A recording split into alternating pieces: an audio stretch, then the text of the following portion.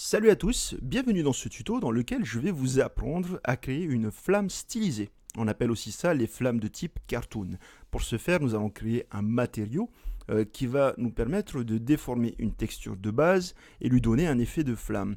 Donc pour ce faire, on va utiliser des paramètres qui vont déformer cette texture. Et les paramètres sont les suivants.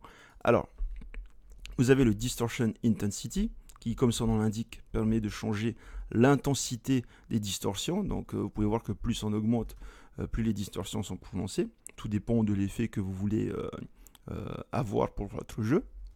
Ensuite, vous avez le Distortion Scale. Le Distortion Scale, c'est en fait la taille des distorsions. Donc plus c'est élevé, pareil, plus les distorsions vont être prononcées. Ensuite, nous avons le Emissive Factor qui nous permet de changer l'intensité de la lumière qui est émise par notre texture. Okay, si on met à 3, elle n'émet de base pas vraiment de lumière. À 1, pardon. Ensuite, vous avez le Speed qui est en fait la vitesse de simulation. Donc, cette valeur va nous permettre de donner un effet de ralentissement sur la flamme. Donc, moins c'est élevé, plus le temps, on a l'impression d'aller tout doucement, comme on peut le voir ici. Donc, si je l'augmente, au contraire, ça va aller beaucoup plus vite. Okay. Alors, les deux derniers paramètres qui sont les plus intéressants à mon sens sont la couleur. Les paramètres de couleur, vous avez la couleur du feu intérieur, la partie jaune en fait de base, et vous avez aussi la couleur du feu extérieur. Donc vous pouvez changer la couleur de votre flamme en fonction des besoins de votre jeu. Alors sans plus tarder, nous allons passer à la création de ce matériau. Donc pour ce faire, nous allons ouvrir un nouveau projet dans lequel je vais créer un nouveau dossier. Je vais appeler ce dossier-là flamme stylisée. Dans ce dossier, vous allez importer les textures que je vous ai fournies en description de cette vidéo. Donc comme d'habitude, vous allez cliquer sur le lien qui va lancer le téléchargement d'une archive qui contient en fait 4 textures que vous allez glisser, déposer dans votre projet. Ces 4 textures vont nous permettre de créer notre flamme. Alors que je vous explique vite fait comment ça va fonctionner, vous avez 2 textures de bruit qui vont être superposées pour bruiter un peu la forme de notre image de base, qui est la suivante. Donc le color mask. Alors pourquoi est-ce que j'ai appelé ça color mask? C'est tout simplement parce que cette image fonctionne de la manière suivante. Elle a différentes couleurs, bleu, rouge, vert et l'alpha, qui est en fait la transparence.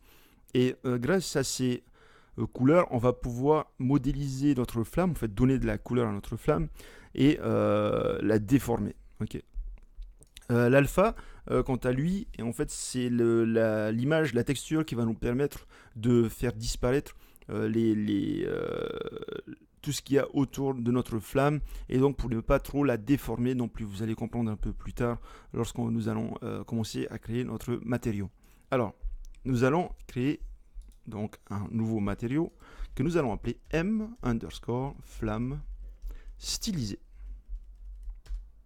Vous allez l'ouvrir et il va falloir changer quelques paramètres. Donc vous cliquez ici et vous allez changer, vous allez cliquer sur Two-Sided qui permet d'afficher le matériau des deux côtés du plan, parce que notre matériau de flamme va être plaqué sur un plane en fait, un plan, et il faut qu'on puisse l'avoir des deux côtés.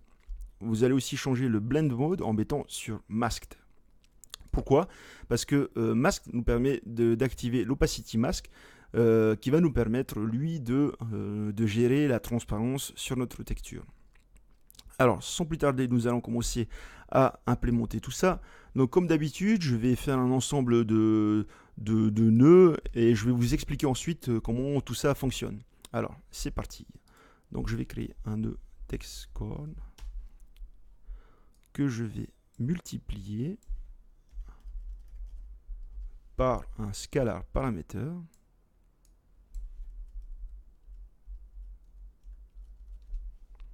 que je vais appeler distortion scale. Je vais donner à ce scalar parameter une valeur par défaut de 0,9 et je vais le multiplier aussi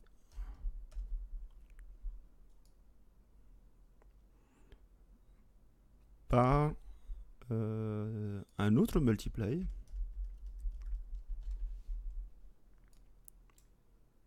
dans lequel je vais brancher un nœud qui s'appelle time.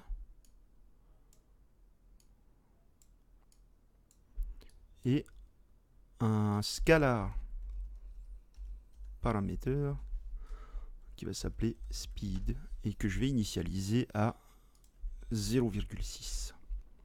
Donc je branche ça dans le B. Ensuite, je vais appeler un nœud panner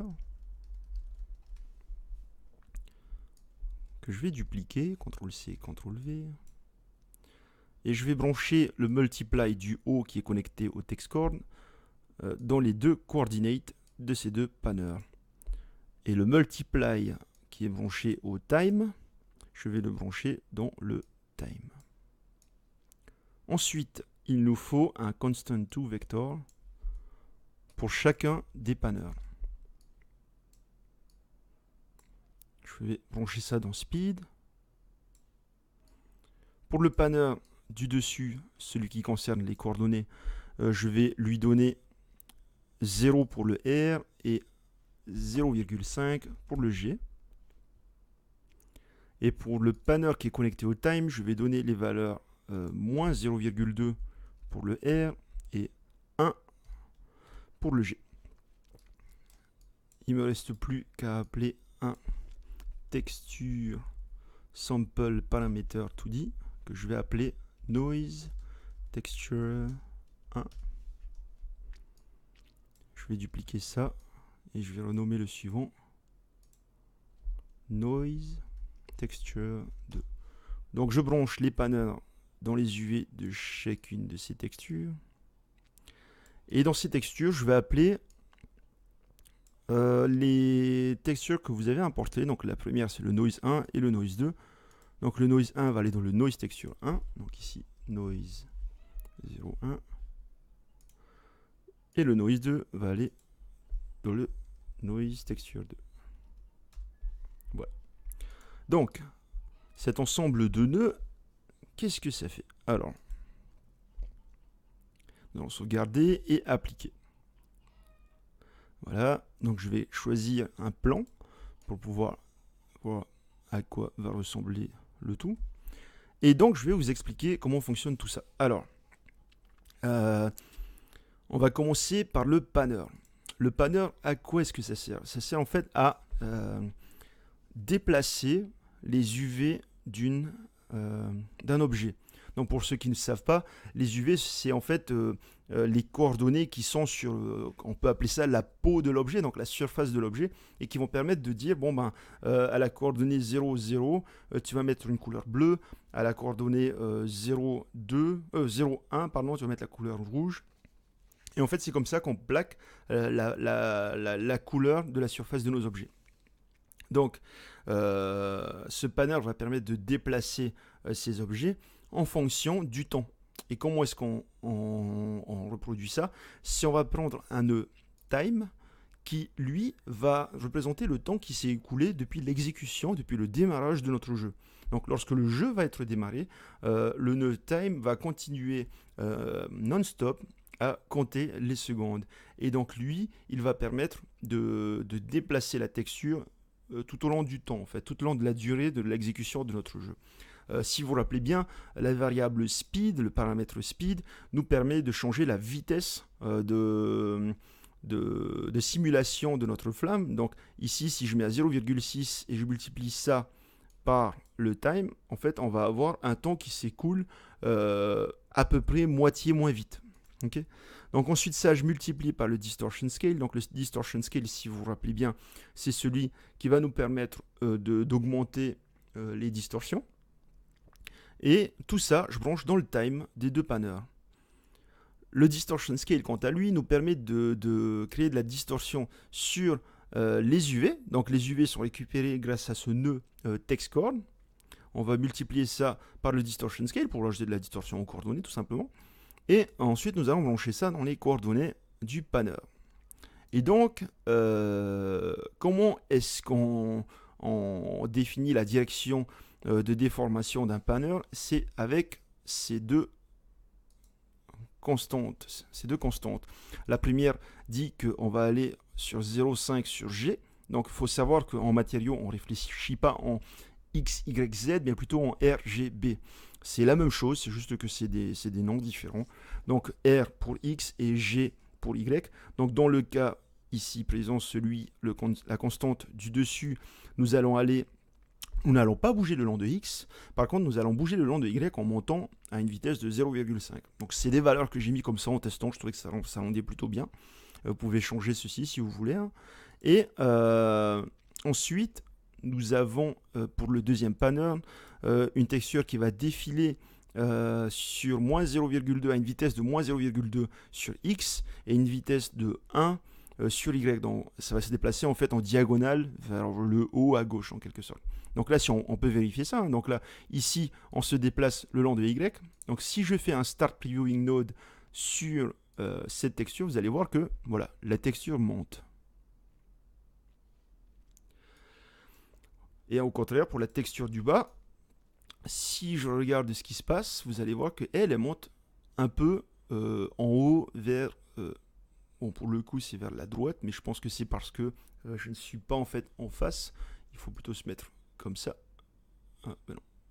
C'est... Bon, c'est pas grave, vous comprenez un peu le système. Alors, Stop Previewing Node. Donc là, je vais continuer l'implémentation de notre matériau. Et comment est-ce qu'on va se servir de ces deux textures? C'est assez simple en fait. Vous allez voir qu'il suffit en fait de tirer un add.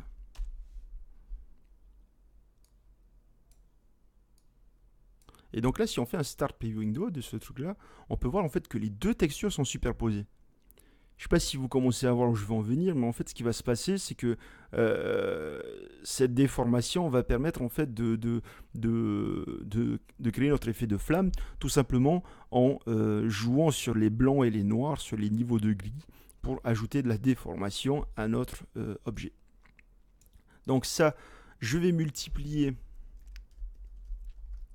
par un autre scalar paramètre que je vais appeler Distortion Intensity. Donc l'intensité des distorsions. Alors, qu'est-ce qui va se passer avec ça? Ici, voilà, regardez bien, vous avez cette texture, ok? Cette texture qui défile. Donc là, si je viens ici, on a multiplié par 0,3. Donc ce qui va se passer, c'est que en multipliant par 0,3, on va assombrir la texture. C'est-à-dire que plus c'est blanc, plus ça va déformer notre flamme. Moins c'est blanc, moins ça va la déformer. Comptez en mode le noir c'est 0 et le blanc c'est 1. Donc c'est vraiment une question d'intensité. Donc là, si je fais un Start Previewing Node ici, si je regarde ce qui se passe, vous allez voir que du coup la texture est plus sombre, tout simplement parce que j'ai multiplié par 0,3. Si par contre je mets 2 par exemple, donc là la texture est tout de suite plus claire. Okay, c'est comme ça en fait c'est grâce à ça qu'on peut changer l'intensité des distorsions. Une petite remarque aussi, c'est pour ça que là, lorsque vous regardez ces textures-là, ce qui va se passer, c'est que plus j'augmente, si je mets à 5 par exemple, on aura plus de blanc. Et qu'est-ce qui va se passer avec le blanc en fait? C'est que le blanc va générer des trous dans notre flamme. Vous allez comprendre un peu ce qui va se passer au fur et à mesure. Alors, avant de continuer, je vais quand même commenter tout ça. Ici,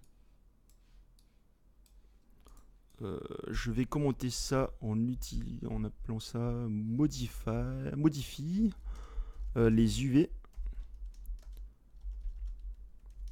en fonction du temps écoulé. Juste au cas où, hein, si vous voulez vous rappeler de ce à quoi ça sert, je vais appeler ça permet d'augmenter la vitesse de simulation. Comme ça au moins vous vous en rappellerez. Voilà. Et là, je vais... Est-ce qu'il y a besoin de commenter? Ouais, on va commenter quand même. Je vais appeler ça additionne. Il y a 2D, il me semble. Les deux textures mouvantes entre elles et qui ajoute de la distorsion.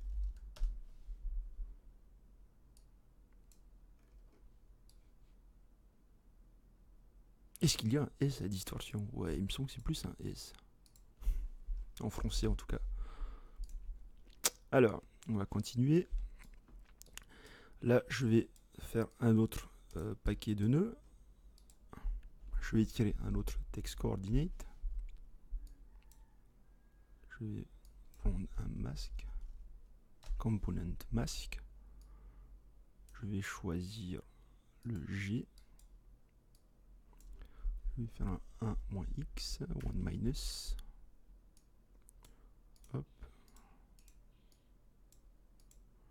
Et là, je vais tirer un multiply. Ce multiply, je vais y brancher un texture sample paramètre 2D et je vais appeler ça un mask texture. Je branche là et dans ce mask texture, nous allons appeler la texture alpha que je vous ai fournie en description de cette vidéo. Alors, alpha. Voilà. Ensuite, ce qu'on a fait tout à l'heure, on va tirer là et on va appeler un multiply. Donc dans ce multiply, je vais brancher celui-ci. Alors, qu'est-ce qui se passe? C'est pas si compliqué que ça en fait. Ce qui va se passer ici, c'est que on va prendre les coordonnées toujours, les UV. On va utiliser ensuite un masque qui consiste en fait à récupérer qu'un seul canal dans notre texture. Donc là, en prenant le G, donc on prend le Y, rappelez-vous, hein, X, Y et Z. Et ce G-là, il va permettre d'avoir une texture verticale, en fait, le gradient vertical, on appelle ça. Et ce gradient vertical, je vais l'inverser. Comme ça, on aura du noir tout en bas et du blanc tout en haut. Ensuite, je vais multiplier cette texture, le masque, par le gradient vertical que je viens de créer. Et en fait, on va obtenir du coup la texture suivante. Ça ne se voit pas vraiment, mais en fait, si vous regardez bien, la base de ma texture est légèrement assombrie. Okay, contrairement à là, ici, si je fais un Start Previewing Node, vous voyez que c'est tout blanc, bon, c'est assez subtil, on va dire. Mais en fait, ce qui va se passer, c'est que lorsqu'on va brancher tout ça à ce qu'on a calculé tout à l'heure, en fait, si vous vous rappelez bien, le noir signifie 0 et le blanc signifie 1.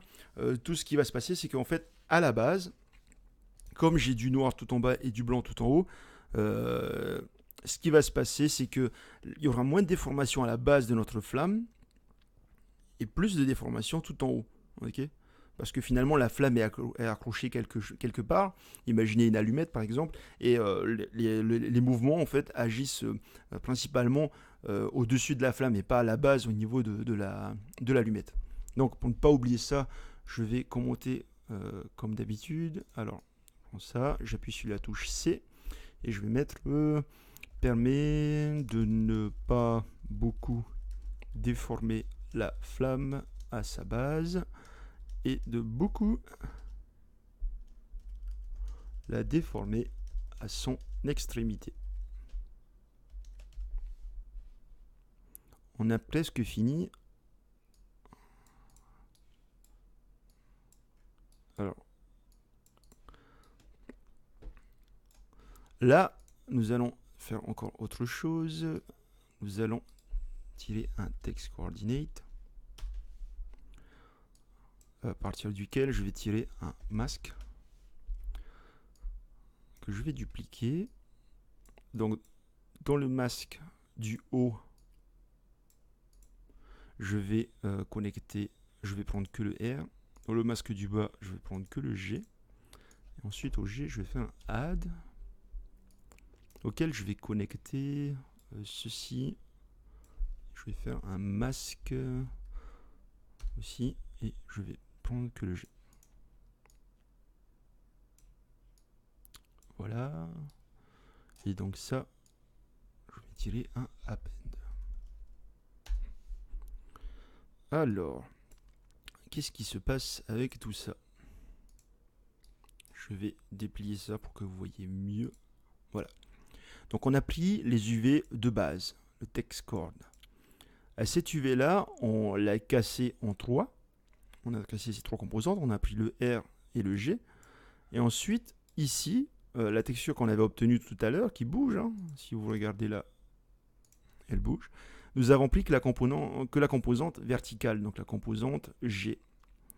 En fait, c'est comme si ici, on avait décomposé en 3, R, G et B. On ne prend pas le B du text chord, mais on prend à la place la valeur du G de ce qu'on a calculé plus tôt. C'est un peu tordu peut-être pour ceux qui n'ont pas l'habitude, mais bon, faites-moi confiance. Alors, là, je vais commenter et je vais appeler ça applique cette déformation verticale aux UV de base. Voilà. Et donc la partie fun du tuto. Il nous reste quelques nœuds à ajouter. Donc c'est assez compliqué tout ça. Je ne sais pas si vous allez comprendre tout de suite. Ça prend du temps à vraiment maîtriser les matériaux pour pouvoir réellement s'amuser. Mais bon, continuez à travailler, à faire plein de petits tutos et je pense que ça va aller. On fait un texture sample paramètre donné que je vais appeler un color mask. Et donc là, vous l'avez deviné, ici, je vais appeler mon color mask. Voilà. Alors, donc, si vous vous rappelez bien du début de la vidéo, je vous ai dit qu'on avait cette texture-là et que sur cette texture, nous allons appliquer des déformations et ensuite nous allons récupérer les couleurs pour ajouter les couleurs que nous voulons. Donc là, comment est-ce qu'on peut voir ça? Vous allez tirer votre append ici et hop. Voilà. Vous voyez que la flamme prend forme. Pourquoi est-ce que ça bouge pas? C'est tout simplement parce que il faut regarder ça dans la zone de visualisation. Et donc là, vous pouvez voir qu'on a déjà notre flamme. Donc c'est sympa, non? Alors maintenant, nous allons décomposer tout ça. Alors c'est simple. Comment est-ce que je récupère la partie rouge de mon dessin? Donc je tire en fait depuis le pin rouge qu'il y a ici. Ok. Donc je vais d'abord créer un multiply ici. Voilà.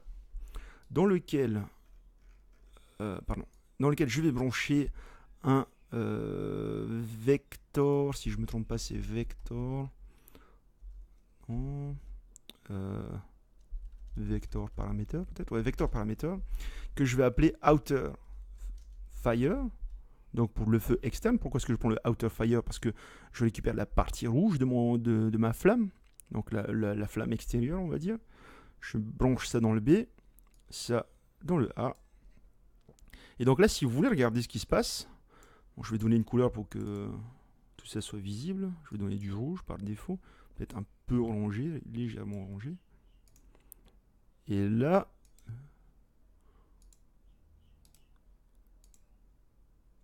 voilà, vous pouvez voir que là, on a récupéré que la partie rouge, on lui a appliqué une couleur.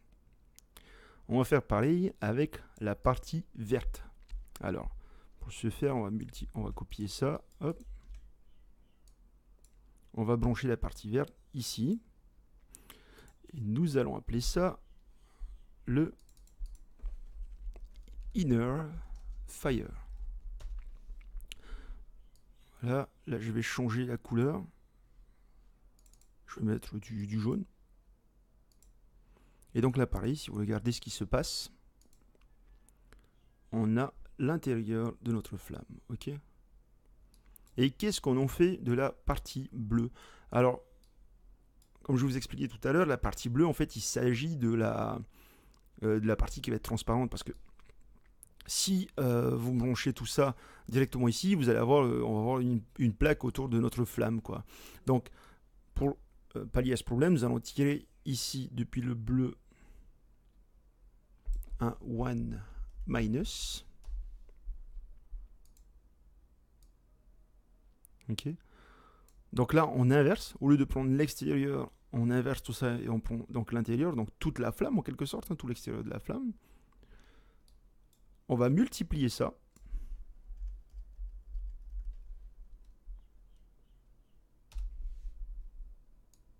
par une autre texture. Donc en fait, il s'agit du mask texture, celui-là. Vous pouvez le copier, CTRL C CTRL V, et vous allez le laisser, il va rester comme ça, on va l'appeler mask texture toujours, pour que lorsqu'on change dans notre material instance, les deux endroits ici et ici vont se mettre à jour automatiquement. Donc là je branche ça dans le B, et qu'est-ce qu'on vient de faire? En fait, c'est un peu comme si, ça se voit pas forcément, mais c'est un peu comme si on... Comment expliquer ça? On limitait les déformations. Imaginez cette flamme par exemple, bon je vais prendre plutôt l'extérieur, ça va être mieux visible. Non, plutôt là. Ok, vous avez ça.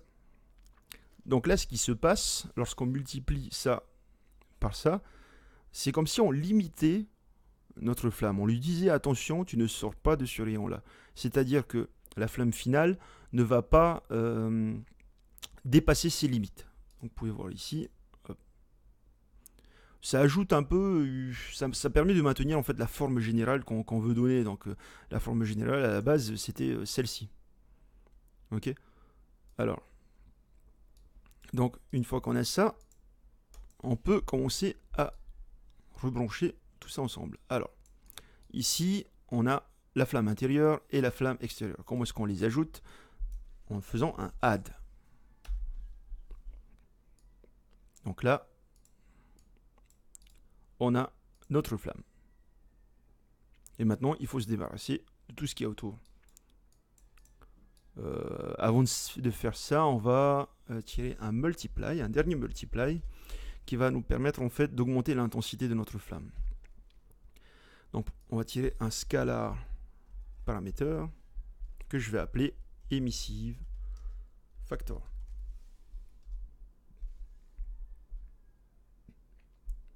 Le emissive factor, je vais l'initialiser, je vais lui donner une valeur de 3 par défaut. Voilà. Et enfin, ce multiply, je vais le brancher dans le emissive color. Et donc là, on n'a plus besoin de faire un previewing. Voilà, donc vous pouvez voir que ça, voilà, si on plaquait notre flamme sur un plan, on va avoir ça exactement. Et nous, on ne veut pas en fait avoir la partie noire qu'il y a tout autour. Comment est-ce qu'on retire ça? C'est en fait, on va brancher cette partie-là dans le opacity mask. Et ce qui va se passer, le opacity mask va prendre en compte cette couleur. Plus c'est blanc, plus c'est visible. Plus c'est noir, moins c'est visible. Donc blanc, ce sera opaque, et noir, ce sera complètement transparent. Donc là, vous pouvez voir que dès qu'on va brancher,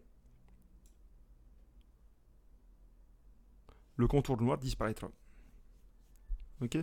Et c'est tout.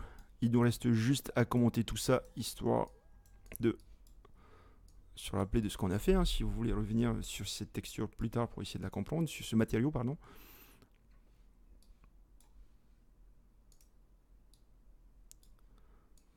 Ça, on va commenter, on va appeler change la couleur de l'ensemble des canaux du color mask.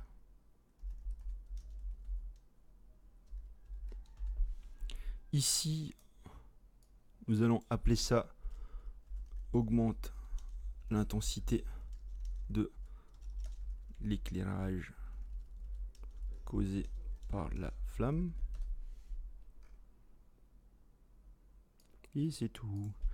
Alors, donc maintenant que nous avons fait ça, il nous reste une dernière chose à faire. Donc vous pouvez faire un apply et un save. Et on peut sortir de là. Donc vous pouvez fermer ça. Maintenant qu'on a notre matériau, vous pouvez faire un clic droit dessus et faire un Create Material Instance. Pour ceux qui ne le savent pas, un Material Instance permet de changer les paramètres sans avoir à recompiler un matériau. Donc, on va renommer ce Material Instance en MI flamme stylisée. Et donc là, si vous ouvrez ça, on a en fait la flamme de tout à l'heure. Si ça ne bouge pas chez vous, c'est simple en fait, c'est tout simplement pour économiser en ressources pour les performances. Unreal Engine préfère désactiver le temps réel sur la visualisation des Material Instance. Si vous voulez le réajouter, vous faites un clic droit ici et vous faites un Real Time. Et voilà. Donc on peut s'amuser avec notre texture. Moi, je vais juste m'amuser à mettre du blanc et du bleu parce que j'aime vraiment cette couleur. Et on ne peut pas placer notre texture telle qu'elle dans le niveau. Pour pouvoir le faire, nous allons devoir créer un système de particules. Donc vous faites un clic droit et vous ajoutez un particle system. Vous allez appeler ça P underscore flamme stylisé. Et là, on arrive dans l'éditeur de particules. Alors, je ne vais pas vous faire un tuto sur ça, je vais partir du principe que vous connaissez un petit peu. Désolé pour ceux qui ne comprennent pas. Je vais quand même essayer d'expliquer un minimum, mais pour ne pas que la vidéo dure trop longtemps, voilà, je vais essayer de ne pas trop traîner non plus. Alors, vous allez dans le Required et vous allez choisir ici le MI, le Material Instance que nous avons créé, MI underscore flamme stylisée.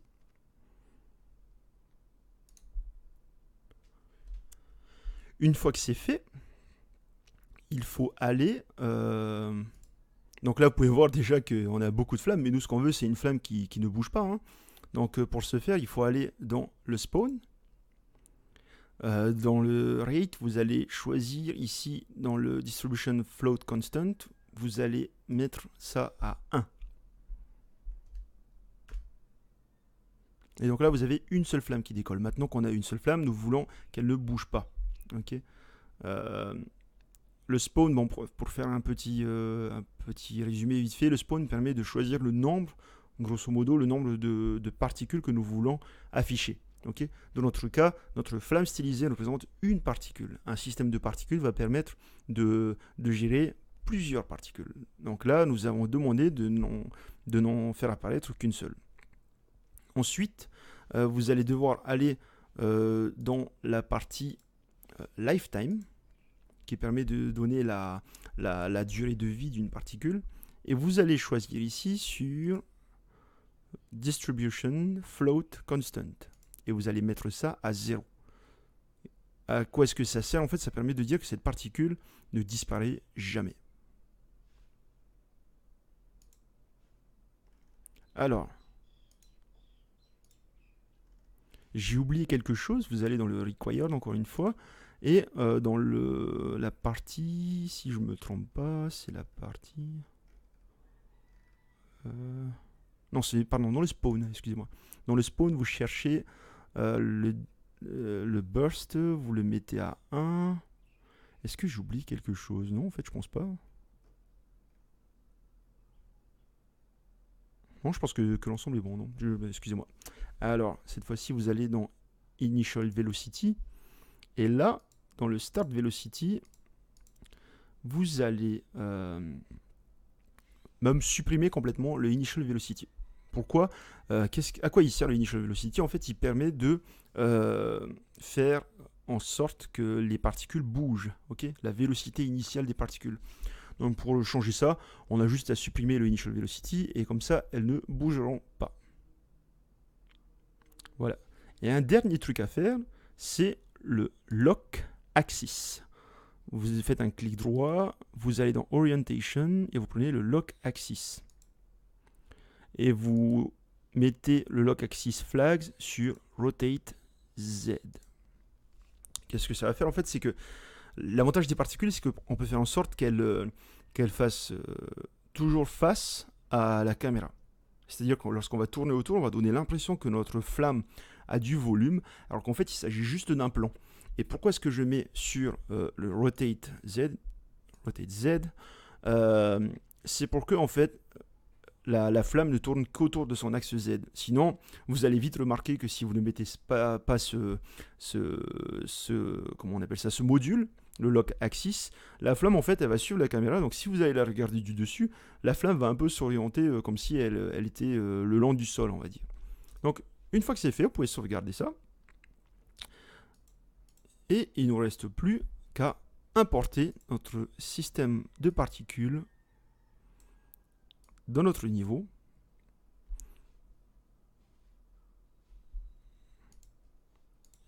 Et là, on peut le voir ici. Bon, c'est un petit peu petit, on va redimensionner ça. Hop. Je vais donner une taille de, par exemple, 10.